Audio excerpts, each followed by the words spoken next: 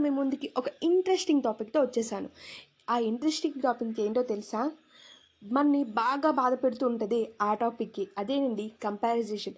ఈ పదం వినగానే మనకి ఎక్కడో ఒక చిన్న భయం, బాధ అనిపిస్తది. ఎందుకంటే మనం వేరే వాళ్ళతో కంపారిజేషన్ చేసుకుంటూ ఉంటాం.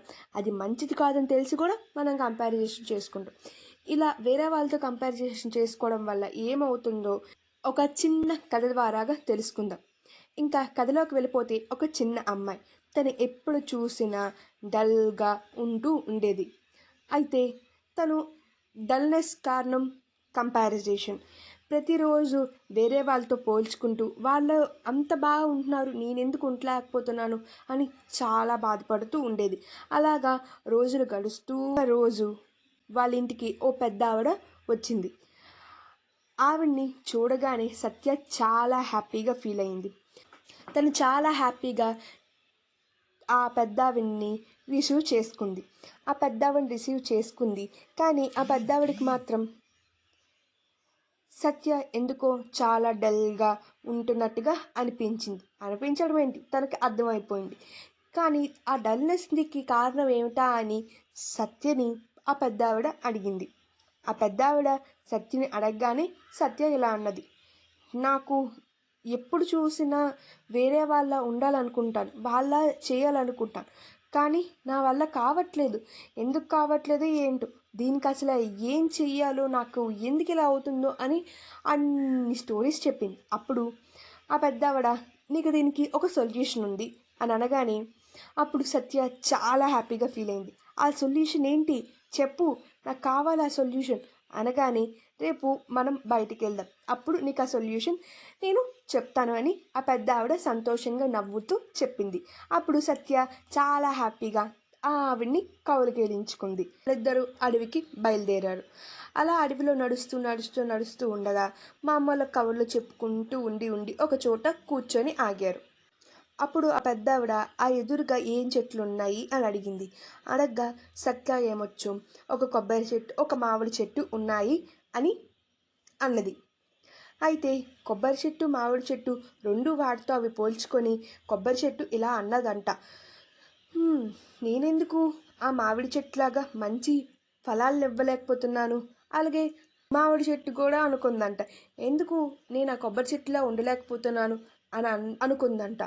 అప్పుడు సత్య అన్నది, ఎందుకు వాటి రెండు పోల్చుకుంటాయి, అది మంచి ఫ్రూట్స్ని ఇస్తుంది, ఇదేమొచ్చు చక్కగా మంచిగా ఉంటుంది, అలాంటప్పుడు రెండిటితో ఎందుకు కంపారిజేషన్ చేసుకోవాలి అని అడగ్గా అప్పుడు నానమ్మ చెప్పిందంట, అలాంటప్పుడు నీకున్న క్యాపబిలిటీ నీకుంటుంది, అలాంటప్పుడు నువ్వెందుకు వేరే వాళ్ళతో కంపారిజేషన్ చేసుకుంటున్నావు అని అడగగానే సత్యకి అర్థమైంది, ఏమని వేరే వాళ్ళతో కంపారిజేషన్ చేసుకుంటే తనకి ఏం వచ్చో అని, అవన్నీ మర్చిపోతానని తనకు బాగా అర్థమైంది. అప్పటి నుంచి తను ఎవ్వరితోని కంపారిజేషన్ చేసుకోకుండా తన లైఫ్ని తనే లీడ్ చేసేది.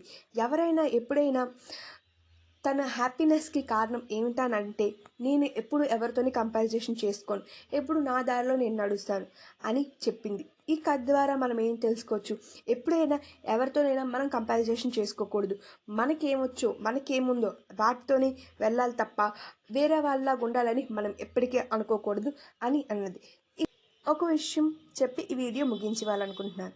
ఎప్పుడైనా పక్షి చేపతో పోల్చుకొని నేను ఎందుకు చేపలాగా ఎగరలేకుంటున్నాను అని అంటే ఆ పక్షి ఎగరలేదు. అలాగే చేప కూడా నేను ఎందుకు ఆ పక్షిలాగా ఎగరలేకపోతున్నాను అంటే అప్పుడు ఆ చేప బాగా ఈదలేదు. సో ఎవరికున్న స్టామినా వాళ్ళకు ఉంటుంది. ఎప్పుడు ఎవరితో కంపేర్ చేసి ఎప్పుడైనా ఉండాలని మనం ఎప్పటికీ అనుకోకూడదు అని అన్నది. ఒక విషయం చెప్పి ఈ వీడియో ముగించాలనుకుంటున్నాను. ఎప్పుడైనా పక్షి చేపతో పోల్చుకొని నేను ఎందుకు చేపలాగా ఎగరలేకుంటున్నాను అని అంటే ఆ పక్షి ఎగరలేదు. అలాగే చేప కూడా నేను ఎందుకు కంపారిజేషన్ చేసుకోకూడదు, మనకేమొచ్చో, మనకేముందో వాటితోనే వెళ్ళాలి తప్ప వేరే వాళ్ళలాగా ఉండాలని మనం ఎప్పటికీ అనుకోకూడదు అని అన్నది. ఒక విషయం చెప్పి ఈ వీడియో ముగించాలనుకుంటున్నాను. ఎప్పుడైనా పక్షి చేపతో పోల్చుకొని నేను ఎందుకు చేపలాగా ఎగరలేకుంటున్నాను అని అంటే ఆ పక్షి ఎగరలేదు. అలాగే చేప కూడా నేను ఎందుకు ఆ పక్షిలాగా ఎగరలేకపోతున్నాను అంటే అప్పుడు ఆ చేప బాగా ఈదలేదు. So ఎవరికున్న stamina వాళ్ళకుంటది. ఎప్పుడు ఎవరితో కంపారిజేషన్ చేసుకోవద్దు. So live happy and lead happy. Thank you for watching.